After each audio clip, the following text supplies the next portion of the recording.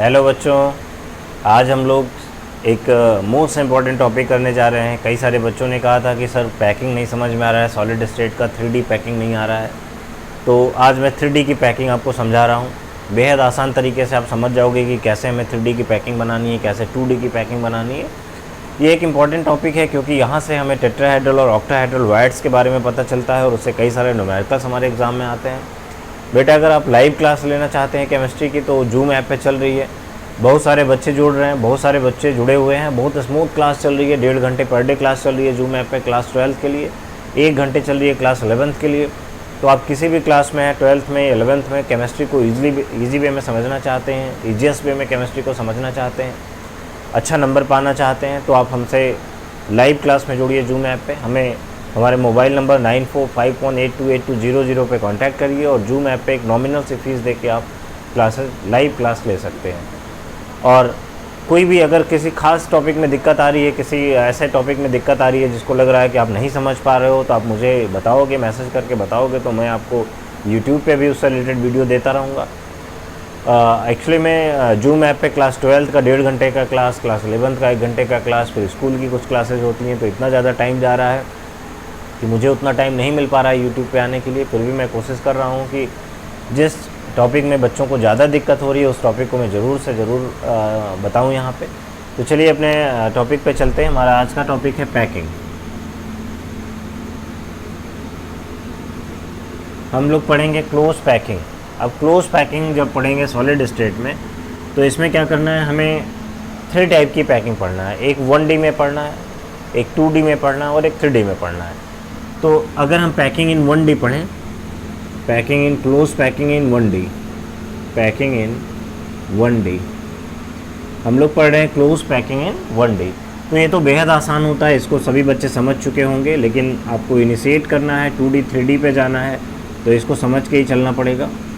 Suppose हमने एक देखिए एक लेयर, एक कॉन्स्टिट्यूएंट पार्टिकल्स को, जो सॉलिड के कॉन्स्टिट्यूएंट पार्टिकल्स होते हैं, उनको एक के बाद एक हम रखते चले जा रहे हैं, क्लोज पैकिंग कर रहे हैं। ऐसे ही सॉलिड बनाते थे, आप इसको पहले से जान रहे हैं। यहाँ पे आप किसी भी एटम का अगर कोऑर्डिनेशन नंबर निकालना चाहेंगे, देखिए जैसे इस एटम का कोऑर्डिनेशन नंबर निकालना चाह रहे हैं, तो कोऑर्डिनेशन नंबर का मतलब होता है कि इस एटम को, इस पर्टिकुलर एटम को जितने एटम डायरेक्टली टच कर रहे होंगे, डायरेक्टली जितने एटम इसको टच कर रहे होंगे, देखिए कौन कर रहा है, ये वाला एटम कर रहा है और ये वाला एटम कर रहा है, यानी इस एटम का कोऑर्डिनेशन नंबर जो आएगा, इस पार्टिकल का जो कोऑर्डिनेशन नंबर आएगा वो कितना आएगा, 2 आएगा। समझ गए ना। तो 1D की पैकिंग करना बेहद आसान होता है। कॉन्स्टिट्यूएंट पार्टिकल्स को एक के बाद एक रखते चले जाइए, अपने आप जो पैकिंग एराइज करेगी वो क्या होगी, 1D की पैकिंग होगी। इसमें कोई दिक्कत नहीं है, इसका कोऑर्डिनेशन नंबर 2 आएगा, बेहद आसान है। अब अगर 2D की पैकिंग करना चाहें तो कैसे हम बनाएंगे 2D की पैकिंग, तो ये पढ़ते हैं packing in 2D, packing in 2D। 2D की पैकिंग जब आप करोगे बेटा, 2D की जब पैकिंग करोगे तो 2D की पैकिंग में 2 पॉसिबिलिटीज़ हो जाएंगी, 2 डिफरेंट पॉसिबिलिटीज़ होंगी। क्या क्या हो सकती हैं, हम दोनों पॉसिबिलिटी पे यहाँ पे चेक कर दोनों पॉसिबिलिटीज़ को देखेंगे क्या क्या हो सकती है। पहली पॉसिबिलिटी ये है बेटा कि हम क्या करें कि एक कॉन्स्टिट्यूएंट पार्टिकल को लाएं और देखिए जैसे फर्स्ट रो बनी हुई थी 1D में, वैसे एक रो ऐसे रिपीट करें। अब सेकेंड रो जब लाना है तो क्या करेंगे कि फर्स्ट रो के जो पार्टिकल हैं उनका आइडेंटिकल पार्टिकल ठीक उनके नीचे आना चाहिए, एग्जैक्टली उसके नीचे ही लाना है। ठीक है, तो देखिए सेकेंड रो का जो पार्टिकल है फर्स्ट रो के पार्टिकल के एग्जैक्टली नीचे ला रहे हैं, ये देखिए ऐसे, ये ऐसे।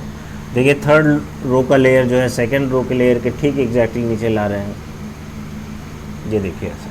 तो देखिए एक तरह का एक पैकिंग यहाँ पे एराइज हो जाएगी, एक क्लोज पैकिंग यहाँ पे एराइज होगी। आप किसी पार्टिकल का, आप देखिए यहाँ पे जो बीच वाला पार्टिकल है इसमें हम आपको एक दिखा रहे हैं, कहीं पे भी देख सकते हो आप।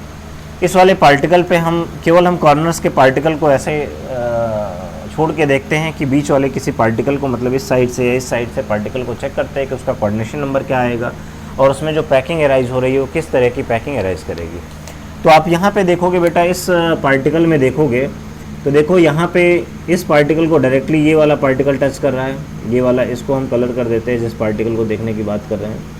तो देखो ये वाला पार्टिकल डायरेक्टली टच कर रहा है, ये वाला पार्टिकल डायरेक्ट टच कर रहा है, ये वाला पार्टिकल डायरेक्ट टच कर रहा है और ये वाला पार्टिकल डायरेक्ट टच कर रहा है। ठीक है, तो इसको ऐसे मिला देते हैं, इनके सेंटर्स को मिलाते हैं और देखते हैं कि किस तरह की ज्योमेट्री एराइज कर रही है। तो आप देखोगे मिलाने के बाद कि यहाँ पे एक स्क्वायर बन रहा है। और इसी स्क्वायर के फॉर्मेशन की वजह से इसे हम क्या बोलते हैं, स्क्वायर क्लोज पैकिंग। इसे बोलते हैं स्क्वायर क्लोज पैकिंग, ठीक है बेटा, इसे बोलते हैं स्क्वायर क्लोज पैकिंग। नाम से ही पता चल जा रहा है कि इसे हम क्या बोलेंगे, स्क्वायर क्लोज पैकिंग। और कोऑर्डिनेशन नंबर निकालना चाहेंगे तो कोऑर्डिनेशन नंबर कितना आएगा बेटा, 4 आएगा। क्यों 4 आएगा दिख रहा है ना, क्योंकि इस कॉन्स्टिट्यूएंट पार्टिकल्स को 4 पार्टिकल ऐसे हैं जो डायरेक्टली टच कर रहे हैं, उसके पड़ोसी ऐसे होते हैं, ऐसे पड़ोसियों को देखना होता है जो उसको डायरेक्टली टच कर रहे होते हैं। तो कितने पार्टिकल इसको डायरेक्ट टच कर रहे हैं, 4 पार्टिकल, तो इसका कोऑर्डिनेशन नंबर कितना आएगा बेटा, 4 आएगा। समझ गए होंगे, ठीक है। और यहाँ पे देखिए ये जो स्पेस यहाँ पे बच जाता है, ये जो स्पेस यहाँ पे बचा होता है, इसे हम क्या बोलते हैं, इसे वॉइड्स कहते हैं। क्या बोलते हैं बेटा, इसे वॉइड्स कहते हैं। और यहाँ पे वॉइड्स कैसे हैं, स्टार शेप्ड वॉइड है, स्टार शेप्ड है, या इसी को हम डायमंड शेप्ड वॉइड भी कहते हैं। स्टार देखा है ना, स्टार बचपन में बनाते थे, तो देखो ऐसे स्टार बनाते थे आप, ऐसे स्टार बनाते थे। तो देखो क्या कुछ इसी शेप के वॉइड यहाँ पे जनरेट हो रहे हैं, तो इसे हम कहते हैं स्टार शेप्ड वॉइड, ठीक है। कोई दिक्कत है इसमें, आ गया बात समझ में। दूसरी पॉसिबिलिटी क्या है बेटा, 2D में दूसरी पॉसिबिलिटी क्या है कि जब फर्स्ट रो हम बनाए, फर्स्ट रो जब बनाए, जैसा हम 1D में बनाए हुए हैं, ये देखिए इसी को रिपीट कर रहे हैं बार बार। इसके बाद दूसरा जब हम रो लाएँ तो वो क्या हो कि फर्स्ट रो के डिप्रेशंस में आए। डिप्रेशन कहाँ पे है, ये देखिए, ये फर्स्ट रो का डिप्रेशन ये है, फर्स्ट रो का डिप्रेशन ये है। देखिए 2 पार्टिकल के बीच की जो जगह होती है उसको हम डिप्रेशंस कहते हैं। तो फर्स्ट रो के डिप्रेशंस में सेकंड रो आनी है, ठीक है। तो देखिए सेकंड रो के पार्टिकल को फर्स्ट रो के डिप्रेशन में ला रहे हैं, ध्यान से देखेंगे, बेहद आसान सा बन जाएगा अभी आपके लिए, इसमें एकदम मुश्किल नहीं होगा आपको बेटा, कोई दिक्कत नहीं आने वाली है, आप इजीली समझ पाओगे। अभी तो एक 2D समझ रहे हो आप, 3D को भी इजीली समझ पाओगे। ये बन गया, ठीक है, ऐसे आप लाते जाओगे पार्टिकल्स को। फिर थर्ड रो लाना होगा तो फिर सेकेंड रो के डिप्रेशंस में पार्टिकल आएंगे, सेकेंड रो के डिप्रेशंस में पार्टिकल को लाएंगे। थोड़ा और बड़ा करते हैं हम, ये ध्यान रखेंगे कि पार्टिकल ऑलमोस्ट आइडेंटिकल साइज़ के रहें, तभी हमें ज़्यादा अच्छा फिगर दिख पाता है। कोशिश यही रहेगी कि पार्टिकल हमारे आइडेंटिकल साइज़ के बनते जाएँ, ठीक है। तो अब देखो ये यहाँ पे जो एक स्ट्रक्चर अराइज हो रहा है, यहाँ पे देखिए एक जो स्ट्रक्चर अराइज कर रहा है, ठीक है। इसमें आप देखेंगे कि कोऑर्डिनेशन नंबर निकालते हैं और चेक करते हैं कि जो बना हुआ है उसमें किस तरह की ज्योमेट्री राइज कर रहा है। देखिए हम इस पार्टिकल को चेक करते हैं कि इस पार्टिकल को कितने ऐसे पार्टिकल हैं जो डायरेक्टली टच कर रहे हैं, इसका कोऑर्डिनेशन नंबर क्या आएगा, इसकी ज्योमेट्री क्या आएगी। तो देखिए यहाँ पे जो पार्टिकल हैं एडजेसेंट वाले, उनको जो डायरेक्ट टचिंग पार्टिकल हैं, इसको उनके सेंटर्स को मिलाते हैं। देखिए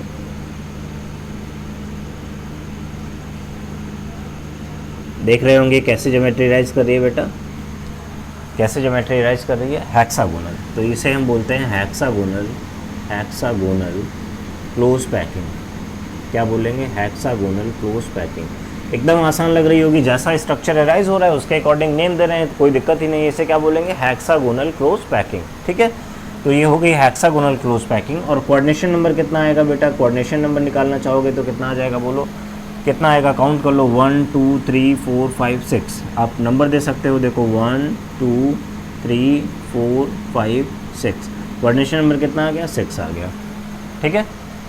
अब यहाँ पे देख रहे होंगे, यहाँ पे जो वाइड्स जनरेट हो रहे हैं, ये देखिए ये वाले जो वाइड्स हैं, ये जो स्पेस बच रहा है बेटा, इसे क्या बोलेंगे, वाइड्स बोलेंगे। जैसे फर्स्ट वाले में बोल रहे थे वाइड्स, ऐसे यहाँ पे भी वाइड्स बोलेंगे, ठीक है। इसे क्या बोलेंगे, वाइड्स बोलेंगे। और यहाँ पे जो वाइड्स होंगे देख रहे होंगे आप कि ये देखिए ऐसे ट्रायंगुलर वाइड्स बन रहे हैं, ऐसे वाइड्स बन रहे हैं बेटा, आप ऐसे फिगर में देख रहे हो कि ऐसे वाइड्स बन रहे हैं, ये ऐसे ट्रायंगुलर वाइड्स बन रहे हैं। तो यहाँ पे जो वाइड्स होंगे कैसे होंगे बेटा, ट्रायंगुलर होंगे। और इनकी जो टिप होगी, एक देखिए एक अपवर्ड टिप का है, ये देखिए अपवर्ड टिप का है, और ये देखिए डाउनवर्ड टिप का है, डाउनवर्ड टिप का है। तो 2 तरह की टिप यहाँ पे मिलेगी, एक अपवर्ड टिप मिलेगी और एक डाउनवर्ड टिप के वाइड्स मिलेंगे, ट्रायंगुलर वाइड्स मिलेंगे। आपसे कभी कभी डिफरेंस पूछ देता है कि स्क्वायर क्लोज पैकिंग और हेक्सागोनल क्लोज पैकिंग में डिफरेंस क्या है, तो आप बता सकते हैं कि यहाँ पे देखिए ज्योमेट्री स्क्वायर शेप्ड की है, इस वजह से स्क्वायर क्लोज पैकिंग कह रहे हैं। हेक्सागोनल ज्योमेट्री आ रही है, इस वजह से हेक्सागोनल कह रहे हैं। यहाँ पे कोऑर्डिनेशन नंबर 4 आ रहा है, यहाँ पे कोऑर्डिनेशन नंबर 6 आ रहा है। यहाँ पे वर्ड्स जो हैं स्टार शेप्ड आ रहे हैं और यहाँ पे वर्ड्स कैसे आ रहे हैं, ट्रायंगुलर आ रहे हैं। और एक बात आप देखोगे कि यहाँ पे वायर्स बड़े हैं, साइज में बड़े वायर्स आ रहे हैं। वायर्स का मतलब समझ रहे हो ना कि ऐसा स्पेस जो एटम के अरेंजमेंट के बाद हम कवर नहीं कर पा रहे हैं, जो एटम के अरेंजमेंट के बाद भी वो स्पेस कवर नहीं हो रहा है, बेकार चला जा रहा है। मतलब टोटल स्पेस कितना कवर हो रहा है, देखो ये स्पेस तो कवर हो जा रहा है, बट ये स्पेस जो है अवेलेबल स्पेस का पार्ट था जो कवर नहीं हो पा रहा है, बेकार जा रहा है। तो इन्हीं को हम क्या कहते हैं, इंटरस्टिशियल साइट कहते हैं, या इन्हीं को वायर्स कहते हैं। तो ये कैसे हैं, स्टार शेप्ड वायर्ड हैं, ज़्यादा बड़े वायर्ड हैं, और इसके कंपेयर में देखो ये छोटे वायर्ड्स यहाँ पे दिख रहे हैं। यानी ये वाली पैकिंग कम इफिशिएंट होगी और ये वाली पैकिंग ज़्यादा इफिशिएंट होगी। अगर हम बात करें कि इफ़िशियंसी कितनी होगी, तो इसकी इफ़िशियंसी होती है बेटा 52.4% और इसकी पैकिंग इफ़िशियंसी होती है 60.4%। ठीक है ना, ये इसकी पैकिंग इफ़िशियंसी की बात हो रही है, कितनी इफ़िशियंट होती है पैकिंग, कितनी इफ़िशियंट होती है। तो ये सारे डिफरेंसेस हैं जिनको आप लिख सकते हैं। ठीक है, तो ये हो गई 1D की पैकिंग और 2D की पैकिंग। ठीक है बेटा, इसमें कोई दिक्कत अब नहीं होगी, आपको समझ गए होंगे, बेहद आसान तरीके से आपने समझ लिया कि कैसे हम 2D की पैकिंग को बना सकते हैं। एक तो पहला तरीका ऐसा होता है कि जो फर्स्ट रो के पार्टिकल आए हैं एग्जैक्टली उन्हीं के नीचे सेकेंड रो के पार्टिकल्स आना शुरू हो जाएं। तो इस तरह की जो पैकिंग अराइज होती है उसे हम स्क्वायर क्लोज पैकिंग कहते हैं। फिगर बनाना बेहद आसान है। और दूसरी पैकिंग ऐसी है बेटा कि फर्स्ट रो आने के बाद, फर्स्ट रो कैसे आएगी, जैसे 1D में आई थी, फर्स्ट रो के आने के बाद सेकेंड रो के पार्टिकल्स को कहाँ पे लाएंगे, फर्स्ट रो के डिप्रेशंस में लाएंगे। तब जो पैकिंग अराइज होगी उसे क्या बोलेंगे, हेक्सागोनल क्लोज पैकिंग। यहाँ पे वायर्स छोटे मिलते हैं, यानी जो स्पेस हम कवर नहीं कर पा रहे हैं पार्टिकल से वो स्पेस कम है, यानी ये पैकिंग ज़्यादा इफिशिएंट है इसके कंपेयर में। समझ गए होंगे। तो ये हो गई बेटा 2D की पैकिंग और ये हो गई 1D की पैकिंग। अब हम पढ़ेंगे 3D की पैकिंग जो कि ज़्यादा इंपॉर्टेंट है। ठीक है।